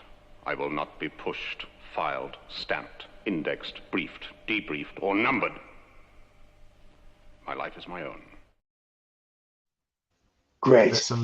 Love Patrick McGoohan. Great actor as well. He was in Hell Drivers. No, I don't think I've seen Hell Drivers. No. Was he in that? It's basically about guys that are working against the clock, delivering things in coal trucks and big articulated lorries. 50s, yeah. I think Stanley Baker was in it as well. That's Sean Connery, unless I missed my guess. Yeah. It was great. Great film. And he was a lot of tough guys in there as well, you know. Yeah. I mean, I think Stanley Baker was R. Lee Marvin. Stanley Baker was. He was Lee Marvin crossed with Rod Steiger. Yes. Rod Steiger was a brilliant actor. And, wonderful actor. Did you know he was offered the part to act as Patton, and he turned it down, and George C. Scott took it up. And a lot of people got very upset. I know his family, Patton's family, got very upset the way George C. Scott portrayed him. And he wasn't apparently like the way George C. Scott portrayed him. He had quite a bit of compassion in him, as for a general, which is quite rare. Yeah. And but what he predicted before he died, and it's in his diaries, I think it was about a couple of weeks before he was mysteriously killed. We just don't know what really happened there. Yes. And he said, I can't remember it in verbatim, but we fought the wrong enemy, and we'll seek the whirlwind of this in about 50 years' time. He was right. Yeah. He wanted to actually arm the Germans and turn them around at the Russians, and he was seen as being a lunatic, and that's probably why I think he was bumped off. Can't prove it, but I think he was bumped off. I've actually been to a Patton museum in Arizona. Really? Where they've got a Sherman tank. They've got a couple of his pistols and some of his outfits, and very swankily dressed guy, just fabulous. Oh, yeah. A lot of people don't acknowledge was that he saw so much conflict. You've gone silent. You're still there, Robert? He did see a lot of conflict. He fought in the First World War as well and was wounded. A lot of people don't realize that he was wounded in the First World War. So he had all of those things that were mounting up, battle fatigue. Yes. But there was a famous book, though, written by a general. I think, I am, yeah. It's just freezing a little bit, buffering a little bit. It is buffering. I think we're okay. Oh, it's buffered again. But the other the book to read, which you can actually download free of charge, is War is a Racket by General Smedley. And that is well worth a read. And that was written in the 1930s. And he turned against the military, even though he's one of the top generals in the American army. And he died when he was in his 50s, which was a bit mysterious. And some people reckon he might have been bumped off. Who knows? We just do not know. But George S. Patton, I think he was bumped off. I really do. It was very, very mysterious, the way he died. And it was supposed to be a car accident, but, well, you know, it's all according to which way you look at it. Now, let's have a quick shufty in whilst Robert's computer is buffering or internet's going. I think his computer's up to it. I think it's the internet. Let's have a look in chat. It's all right. He's just said, I'm going to reboot. Okay, Rob, we'll do that. Right. Let's have a quick. Now, there's a heck of a lot of things in here. Now, Ralph Winter was talking about the film. Well, let's have a look at what Ancient Ruby said. Ancient Ruby said, many alien films are being made since the ET film are now made so you are afraid of other beings, UFOs, the next planned fear rated evil. Oh, he's back. Hello, Robert. I think your computer's all right, mate. I think it's the internet. I really do. Hi, sorry. That's all right. I think it's your internet connection. You might be right, actually. You might be right. Sometimes, if you switch the router off and switch it back on, we were talking about political. All right. Political, okay. Yeah. If you switch the router on and off. We were talking about an assassin. Oh, he's gone again. Yeah. Right. Now it says, Ralph Winter said, If was 1968. Yes, I think it was made in 1968. We got Krista Gardner. Hello, mate. Hey. By the way, don't tell anybody, but you're on next week. Watch it, Chris. Oh, yeah. Chris. Hey, Chrissy boy. Hey, it's Krista Gardner. Yeah, but it's our secret. He's on next week, isn't he? Does he know? Yes, he is. Yeah. And he's going to be showing us his onions, so to speak. Yes. Oh, well, you heard the joke about the onions, haven't you? Did you hear about the House of Commons bar, you see? And there's two female MPs up one end, and there's another female up the other end of the bar, you see. And one of the two up one end of the bar says, Gladys, how's your gardener getting on? Oh, he's marvellous. You know, he's growing onions that big. Really? Yes. He's got carrots. Well, we're getting carrots that long and that round. And the female MP up the other end of the bar said, I'm a little bit deaf, girls, but I think I know the MP you're talking about. It's a bit like the World Economic Forum. You know, I think we need World Economic Forum gags. You know, Anal Schwab, as I prefer to call him. Yes. So he goes to the aquarium soon. He's looking to close it down. And suddenly he sees this bloke who keeps the fish go with his finger going like this up against the fish tank, you see. And the goldfish is following his finger. And he says, put him down. And he says, that's amazing. How do you do that? He said, well, it's my mind, my thought pattern is going through, and I'm controlling that fish by thought. Oh, stand aside, I must have a go. You see, so anyway, they move on. I think, hang on, where's Carl Schwab? And they look back, and there he is with his finger up against the tank going, sorry. Nah, not a good one. Nah. But anyway, do you think it's time we should actually read from our ambassador up in Siam, John?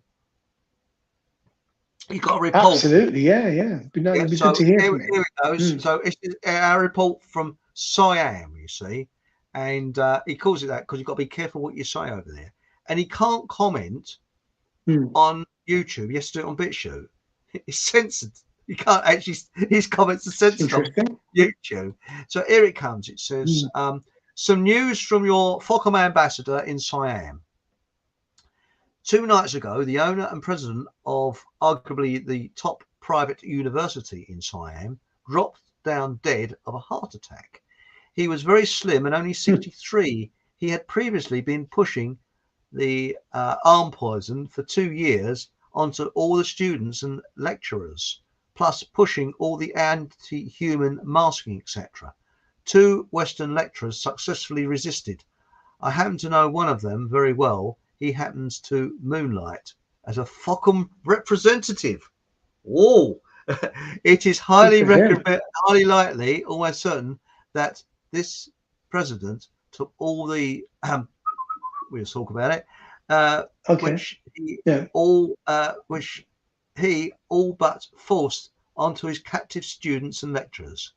Divine justice seems to swing into action on occasions. That's interesting. And also it says, on masks becoming a bit more common again in England, please tell your team that that is nothing compared with Siam, where masks have been firmly glued to people's faces. The overwhelming tremendous object cowards majority for approaching 4 years. Basically, the mask indoors and outdoors. Oh my God, fathers, never come off here. Yeah. I think few of you commendable rebels in England would say, stay sane in this society. Well, sorry, could rebels in England could stay sane in this society here. It has been more than a task and a half for me to do so, believe me, but I have. 1 myth I dispelled here, and it's very annoying to hear this from Westerners who have not lived in Siam. Yes, masks are fairly frequently worn in Japan due to air pollution, but they were never generally worn in Siam except by a few folk occasionally. If there was a particular day of bad atmospheric pollution or an individual had a bad cold, masks were never, repeat, never a part of Siamese culture and cultural norms. I speak from approaching 2 decades of experience. It was only with the Divok scam that everyone, and I mean everyone except me, started wearing these shameful things. John Hamer is right that it's all about obedience to authority, being absolutely brainwashed, as the Siamese abundantly are.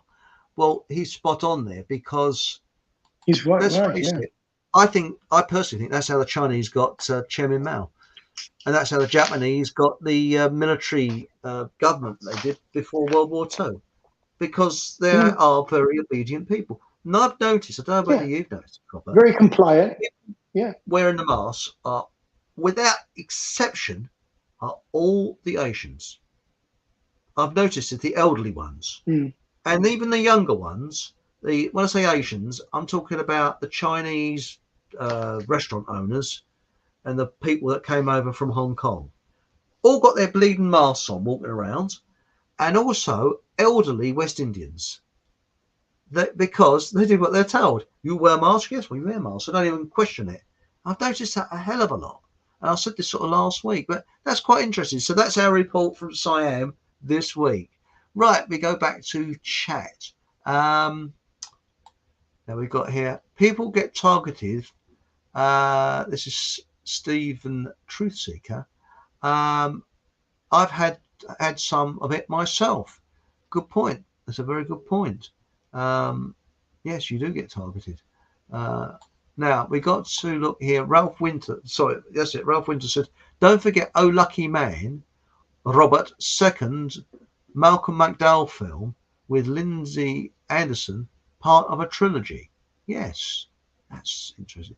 Another one of my favorites is Dr. Strangelove, because Peter Sellers is the image of Dr. Kissinger in that. It's Dr. Kissinger to a T. He really did get it. And that was before Dr. Kissinger was, well, on the world stage, basically. I mean, Kissinger didn't appear until the late 60s, early 70s, I don't think, you know. Now, we've got here, Ancient Ruby says, planned fear and all films nowadays are CGI crap. Do you know what really irritates me is that things, I mean, look at the Titanic film. The Titanic looks like a computer animation in that, and it was, because it was too clean. Ships those days had barnacles on the side, they had smoke coming out the chimney stacks, there was bits of coal and shit and God knows what over them. They weren't that clean. They couldn't be because they were coal-fired. Now we got here Britannia Hospital, the third film. Yes, that's interesting.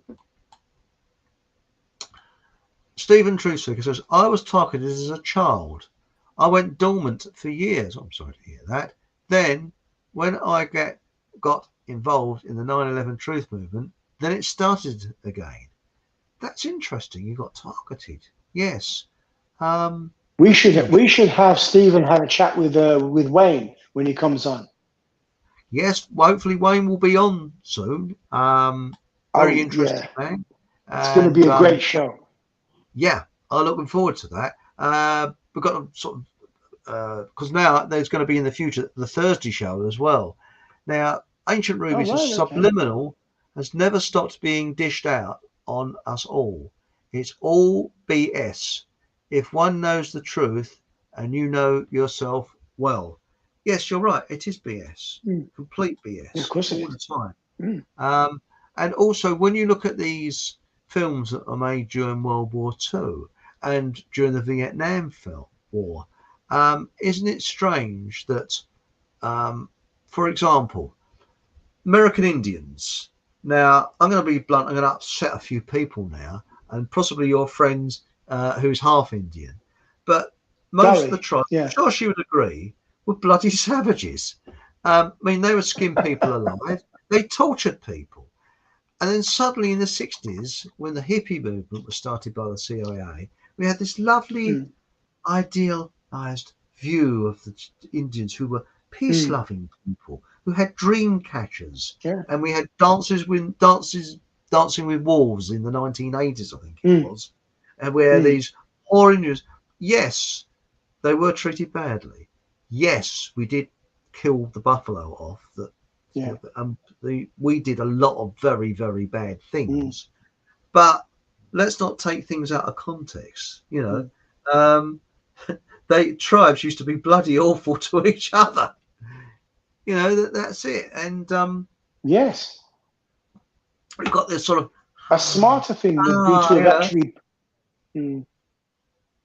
If you're a colonialist, if you're a colonizer, or if you're an imperialist, the smartest thing, and it keeps your resources preserved as well, is to actually set people against one another and then pick up pieces later on.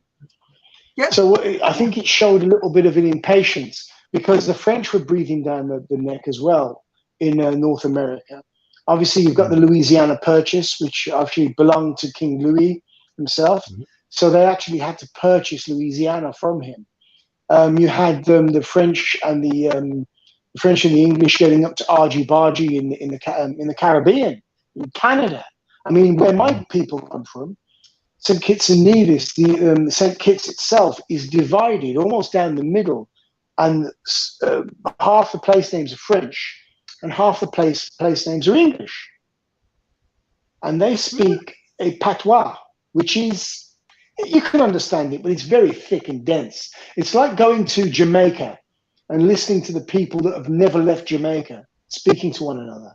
There's a great film called The Harder They Come, which was a chap called, I think he's still around, a reggae singer called Jimmy Cliff.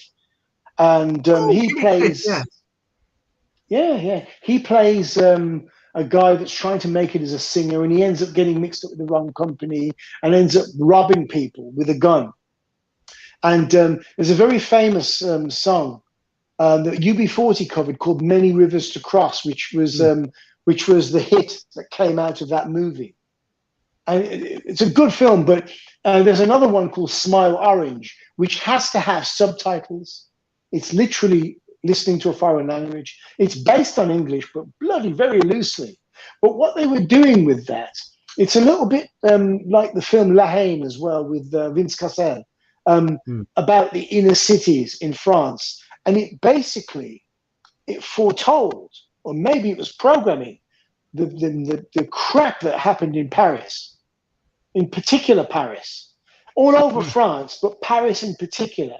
They blamed it on the Muslim, radical Muslim contingent, but they, I think, were steered by the French security services and our friends, the small hat wearers, those geezers. Yeah. I think it was steered by that to destabilize that country, because if you mobilize the French, they are actually quite a big force. France is a massive country. And it sits right on the border of a very big industrial producer, Germany. So obviously it's the gateway to Europe, because you've got so many different borders in France. So I think what they're trying to do is to keep that unstable. And you've got, what's his name, Macron as well, or as my friends in Liverpool call him, Macaroon. Macaroon. You've got Macron, or Oedipus, as other people call him, because he married his mother, didn't he? But you've got Mac. Well, look how old his wife is. I mean, she's older than thin air, isn't she? She's really old. She was a paedophile, I think. Well, apparently she groomed him. That is the word around the campfire. YouTube, if you're listening, bring the other strike now so I can have them back to back. Anyway, they're purposely keeping them destabilized, because they want that. They cannot. And what Macron did with the pensions, by pushing the pensionable age back, so that people couldn't retire at 62 or whatever it was. And now they've got to work until they die. I mean, I was looking forward to retirement. I'm 60 now. And I was looking forward to retiring when I was 65, but that's gone out the window. It's 67 now? 67, or 68 maybe? I don't know. So it'll probably be 70 by the time I'm ready to retire. That's if I've got any marbles left and if I'm still alive and kicking. So they're going to do what they do is... But you can retire at 66 is what you're saying? No, the retirement age now is 66. It's going up to 67, so... to my mind, if you can support yourself, you should be able to retire when you want, because you are freeing up a job for somebody else, even if you're 67. For me, it depends on whether you love what you do. I mean, if you love what you do, you can carry on. I mean, look at as far as I know, it's less for ladies. They're 80s and 90s, but I think that. But going back, Chris, to where things were steered in movies, we can't forget the Russian movies as well. Oh, yes. Have you seen that film? I'm not sure if it's Russian. Come see. There are foreign language movies that perhaps aren't easily accessible because of the language difference. Yeah. Have you ever seen that though? Come see. I think it's Russian. Yes, it is Russian. Or either that or Ukrainian, one of the two. So yeah, it is coming. See, that is a dark film, isn't it? That is so dark. It's. I actually saw it. You also had a great film called La Comme Lucien. Yes, I have actually. I have seen it. Yeah. Yeah, I think it is Russian. I saw it about a month, maybe 2 months ago. Yeah. Yeah. It's a film. It's like Tin Drum as well. The film Tin Drum. Weird. That is another dark film. It is almost, Tin Drum is almost like a 1930s movie in that sense. Yeah. Tin Drum is. Yeah, because you've got it has elements of Freaks in it. The film Freaks about the circus performance. It has elements of that, and it's because it's shot in black and white as well. But there's a dark message behind that. You know, we're all freaks, and look at what we can do to you. This is a threat, almost. There is that kind of darkness. There was another one about a collaborator called La Comme Lucienne, I think it was called. It was about a guy that was worked with the Vichy, and then he was a collaborator with the Nazis. Mm-hmm. And then the tide turns on him. I won't ruin it for you. It's subtitled, but it's a great film. And I remember watching it when I was, I think I was about 13, maybe, when I first saw it. And it was shown on the BBC, because BBC used to show some pretty adventurous movies late at night. So I used to watch them, even though I didn't understand it. But I remember tiny little segments from that film. Yeah. You know? Then of course you got Das Boot as well. Pardon? Oh, Das Boot, which is probably next to. I think it's a great. Well, it's an anti-war film, isn't it? And I think The Cruel Sea, as you know, is I consider it to be the best war film ever made. But it's actually an anti-war film in the same manner as Paths of Glory is, which is a great piece of work by Kubrick. Now, Paths of Glory is literally holding a mirror up to society and saying, "This is what you've done to us." Do you remember the scene where they're going to execute the three chaps that are seen to have been deserted? And there was one that had his skull fractured, and they had him on a stretcher. So instead of leaving him alone, he was on the stretcher. They pinched him to make sure he was awake again, in order to put him in front of the firing squad. And that is the sort of evil. Yeah. That is brilliant evil. acting though by Kirk Douglas. Just really the entire cast were great. There was that chap he was in Gilda as well, and he had a big scar down the side of his face. He played one of the generals in it. Try to remember the guy's name. Fabulous actor. Just a tremendous actor, this guy. Have you ever seen Barry Lyndon? Barry Lyndon is absolutely, it's a masterpiece. Yes, one of my favorite films. Well, it is Great a favorite. film. That bit when who would ever think when the camera at ground level as they're marching into battle, and you see their legs and their waistcoats go, or sorry, their towels, their coats, and it's perfect. I mean, is any Kubrick they could think of it? It was absolutely marvelous. But I still think that Kubrick had something to do with the moon landing films. I really do. Because isn't it strange? In many ways, it links to films like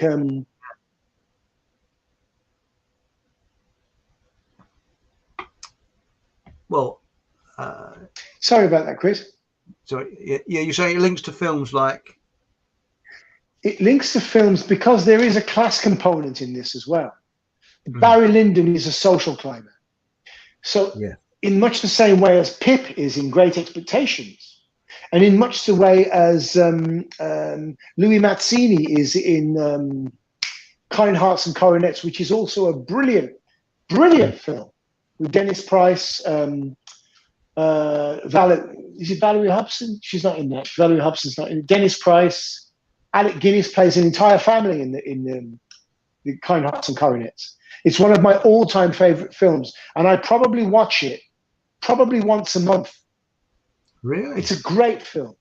Oh, it's literally like, to me, it's like, it's a classic piece of text, if you like. It's like reading War and Peace, or I'm reading the Screwtape Letters at the moment. It's like reading the Chronicle of Narnia or 94 or the Holy Bible, if I'm not being blasphemous, because it bears repeat viewings, because it is that good. I watched the Cruel Sea the other day, and Krista Gardner mentioned that the other day. In Which We Serve is another great film as well. That is really run through and laden heavily with propaganda. And it was also, Mr. Mountbatten had a lot to do with that as well. Because The Cruel Sea was actually, not The Cruel Sea, in which biographical work about him, because his first go out as a captain, I think he was piloting a frigate, it sank. He was being reckless and it sank. Prince Philip was in the Navy as well, so he came through as a result of Mountbatten, and that's how Charlie got under the claws of Mountbatten, and he became under his tutelage, under his wing. So he wasn't exactly gay. He wasn't bisexual either. He was what they call trisexual, which means you'll try anything once. He was definitely that, because he was said to have had an affair with Nero as well. Apparently, they were having threesomes. I'm serious. Him, his wife, and Nero were having a three-way nibble, weren't they? So that sort of mind actually influencing a young mind. No wonder Charlie's a little bit messed up. Oh, he's very messed up because you know that Mountbatten suffered from dandruff. Did you know that? Because they found his head and shoulders on the beach when he blew his boat up. Sorry. But he was actually sorry. Going back to the class component and the satire that was in that as well. Another satire that came around. Yeah. With Alec Guinness once more. And Joan, what was her name? Really sexy voice she had. Oh, Joan something. Cool. But anyway, no, English lady. Beautiful voice. She was in Kind Hearts and Coronets as well. Oh, yeah. Joan. It'll come back to me. Gorgeous voice, really sexy. It's the sort of voice that takes your underwear off without her touching you. It's that kind of voice. It's like Fenella Fielding. Do you remember her? Oh, Eartha Kitt had a voice like that as well. Yeah. Yeah. Beautiful voice. Yeah, just a beautiful voice. I used to date a girl called Lorraine when I was back up in Birmingham, and I think she's gone back to the Caribbean now, and she has her own radio program. And when you hear her voice, you'll understand why. She had the perfect voice. She didn't have a face for radio. She was a good-looking girl as well, but she had the perfect voice for radio. Just beautiful. Just the sort of radio voice. Hard to describe it. Very musical, rich voice. Beautiful voice. Gorgeous. Yeah. Yeah, I think I missed my opportunity there. But anyway, going back to the man in the white suit, it's a satire on trade unions, because the protagonist, played by Alec Guinness, is a great and creative inventor, and he invents a cloth that will never get dirty, never wear out, and never needs ironing. You remember it, don't you, Chris? Years ago. You must watch it again. It's a great film, and you see he actually becomes a rock in a not a rock between two hard places, not a rock against a hard place. He was against the unions on one side, the working class, and the ownership. Management, there was one line in it which said, why are we arguing? Management and labor are in unison in this. So basically I won't ruin it for anybody that hasn't watched it, but it really is worth watching. But it is a real satire. It's a little bit, Kind Hearts and Coronets is a movie about a serial killer when you boil it down. It's a black comedy, but it's a serial killer. Right at the end of the program, Chris. Yeah, a great film again with Ian Carmichael. Ian Carmichael and Ian Carmichael. Yes, Ian Carmichael was in a great film with Alastair Sim and Terry Thomas. Called I think another one is. Hang on a minute. It's, fantastic! Something about. You know the one I mean. Yeah, it's where they're cheats. What is it called now? It was. School for Scoundrels. That's the one, yeah. School for Scoundrels. Yeah. That's what it's called. Yeah. And where he shows you how to cheat at tennis and cheat at everything, and it was bloody clever. Yes, to win the heart of the woman you love. Yeah. And when he screws him over, when he sells him that wreck of a car, and then he reloads it on him, it's brilliant. But they just all had morals to it. But right at the end of this feed, I'm going to. Yes, Yes, very much so. Very much so. What I wanted to do is throw this open to the chat, if you don't mind, Chris. Yeah, come on in. I said this earlier on. I said this earlier on. Asked people in the chat what was the one constant in the film, The Wizard of Oz. The one constant. It was a character. He or she was a character, and it was a constant that never changed throughout the whole entire movie. Yeah, I think someone said straw man. No, I don't know. Can't see it. No. What was it then? The straw man is an interesting. The scarecrow is an interesting metaphor for a straw man as well. Yeah, that's interesting. Yes. Yes. I'll take a look in the chat. Have a look in the chat. We got John Bassin. Interesting. He's flown in. Says John's flown in. Here he is. It says Orwell, Huxley's, H.G. Wells, Margaret Stranger, Gates' grandfather, Jonas Salk. They all swam in the same shark tank. Semper Fidelis, John. Yes. Oh, hang on. Yes. Unfortunately, Robert tonight is suffering from John Hamerism, but I don't think it's his computer. I think it's his. Router is up the spout, because he's in the wilds of West London, which doesn't seem to have a very good internet connection. Ancient Ruby says many or most are Freemason gang. Yes, there's a lot of Freemasonry in Hollywood, I believe. Yeah, Ruby, I kissed a Mormon girl back when I was 17 in 1975, and I can still remember her breath. I wish she smoked. Actually, I went out with a girl once who smoked like a bloody chimney, and I don't smoke, never had smoked. And she used to suck peppermints to take the smell out of her mouth. And oh, bloody hell, it's like kissing an old ashtray. It was. In fact, kiss an old ashtray, I use like that, and that was like kissing her. It's like I was almost overcome with tobacco, you know. I hasten to add, the relationship didn't go down very well. Stephen Truth Seeker says problem, reaction, solution. That's quite correct. And oh, hang on, he's back again. Here we go. Hello, mate. Here we go. My compliments to Sail Away, because Sail Away seemed to get it. The answer was Toto. Toto. The dog. Toto really? never ever changed color throughout the entire movie. When the color went to Technicolor for the dream sequence, Toto was the same color. When she came back and all of the characters were people from her life, the Scarecrow, the Tin Man, they were all characters through her life.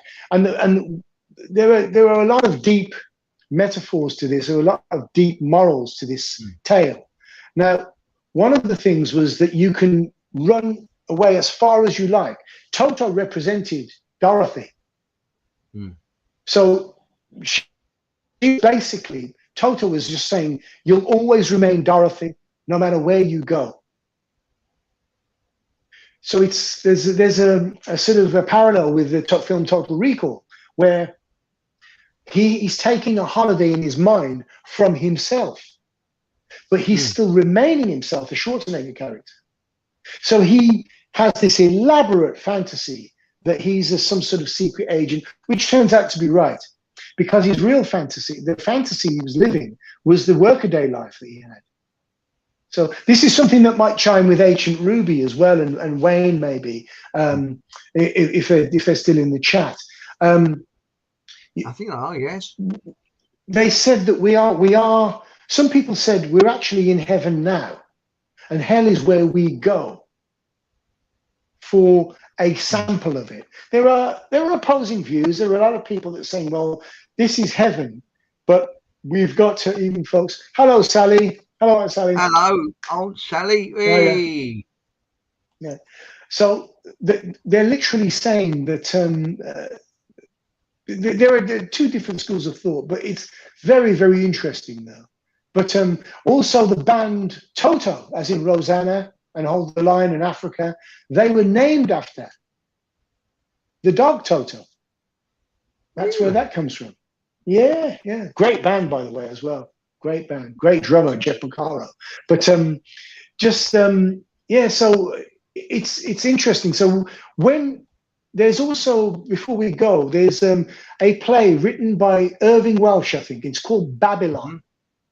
And it's basically the story, Babylon. And it's the story of the dwarfs told offset by Irving Welsh. I think it was Irving Welsh that wrote this. I think he did Trainspotting as well. Now, he was, apparently, it was at the Edinburgh Fringe. I think they only performed once, and they performed it in San Francisco and in New York, and that was it. I would love to see it. Now, what they've done is all the cast are regular size, but the set is made up of massive furniture to make them look smaller. And it's basically about the shenanigans that took place during the filming. Now, Judy Garland had to have a chaperone and 2 minders to get these horny dwarfs to stop trying to put their hands up a skirt, because they were thinking, oh, this lovely bit of crumpet. I'm serious. Round about the same size as us. Let's have a little nibble at her. And they were in a place called Culver City. And I've stayed in Culver City when I went to Los Angeles. And it's not far from a very sort of heavy, gang-laden Hispanic area. John would be able to say, because he's from California. But it's really, really interesting that there's also a shadow when Dorothy's walking along the yellow brick road and it gets very dark, just before or just after, I think it's just before she meets the witch, there is a silhouette that's hanging in, and it's said to be a dwarf hanging from a tree. Really? Strange. It is. Yeah. Now, literally what they did is they thought these people were freaks, the production company. They thought they're freaks. They didn't think they were just little people. So what they did is they put them in with hookers, as much bourbon as they can drink, and as much weed as they can smoke, and they just left them in these hotels in Culver City, and they got up to all sorts of shenanigans in there. Very interesting, though. But if anybody gets the chance to watch this play, I'm told it's absolutely brilliant. It's called Babylon, and I think it's by Irving Welsh. I think it's written by him. Really, that's interesting. Yeah. It's surprising behind these films. It's a bit like there's a whole load of things that happen behind. Yeah. Now we got Stephen Trucy who says, what was the film on cannibalism with Robert Carlyle? Robert Carlyle said Hunter S. Thompson. Yes, thanks, John. Thanks. It was Hunter S. Thompson. That's the fellow that got fired out of a cannon. Robert Carlyle. I saw him in St. Christopher's Place actually a couple of summers ago, actually before the nonsense started. He was just walking through there with what I thought was his wife or girlfriend.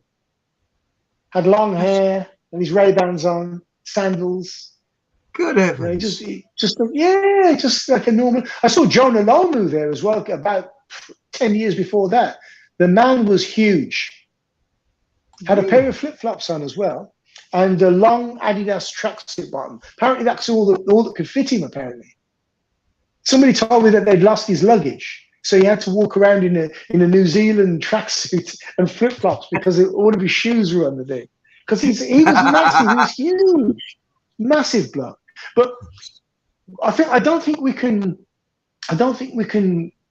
underestimate the sort of the pluckery, should we call it, that they get up to with advertising, with artists like Cardi B and artists like Lady Gaga, before her Madonna. Before that, you had other artists that were conveying messages to us, subliminal, covert, overt. We have it in movies, we have it in TV series. I mean, look at Westworld as well. Westworld is trying to tell us this is the. Yeah, I remember seeing the film when it first came out with Yul Brynner and James Brolin. Down, don't they? Yeah, and was it the robots turn on the humans, don't they? Because it's all supposed to be. That's it. Yeah, and now what have we got? We had an AI bot addressing a parliament the other day. I mean, who's to say that they're not all like that, or that we're nuts? I mean, that thing with Joe Biden when he was itching the back of his neck. Do you remember that? Oh, and yes. it buckled a little bit and it wouldn't go back. Now, who's to say that they're not amongst us now? Who's to say that they haven't been amongst us for a little while? Well, they've been thinking and about, what better time to put them there? What better time to put them there than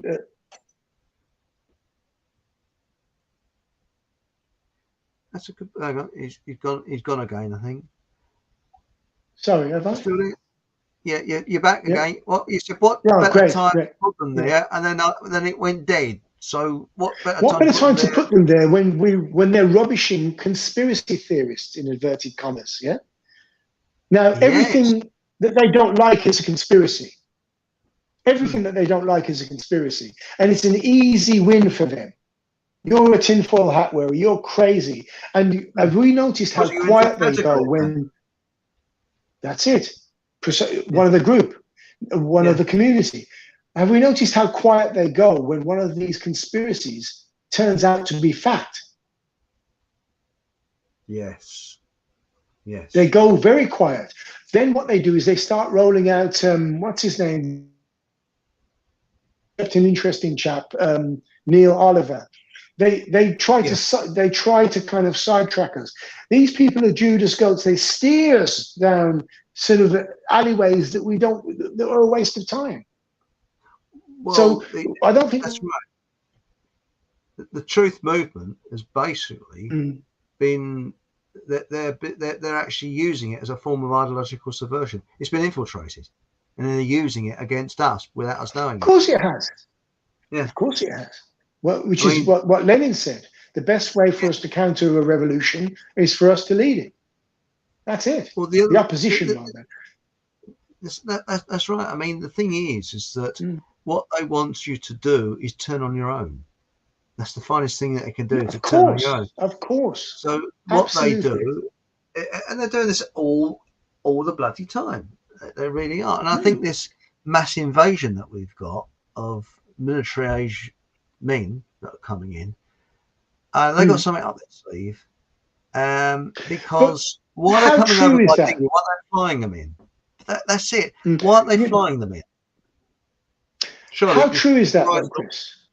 I don't know. Now, it might be that I don't see it because I can't see the wood for the trees because I live in London, probably one of the most densely populated, multi-ethnic places on earth, probably. You've got Eastern Europeans, you've got Africans, you've got Indians, you've got people from Guatemala, you've got loads of people. I mean, this place was flooded with people from Colombia. You can't move in London. And if you want to get a cleaning contract, there's a mafia, a South American mafia. Colombians clean the offices in London. Good. Amazing.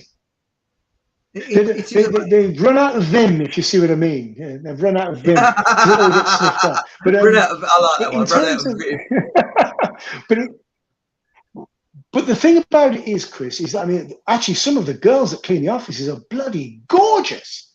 Unbelievable. They look like models. You think, hang on. That's it, precisely. Now, I thought to myself, well, I know how you got in here because you don't speak, well, they speak English and they learn when they get here, but it was through the EU that they got through because they could go to Spain, which is their natural default setting because they speak Spanish. But then they thought, sod this, the economic opportunities are better, the benefits are better, let's go to England.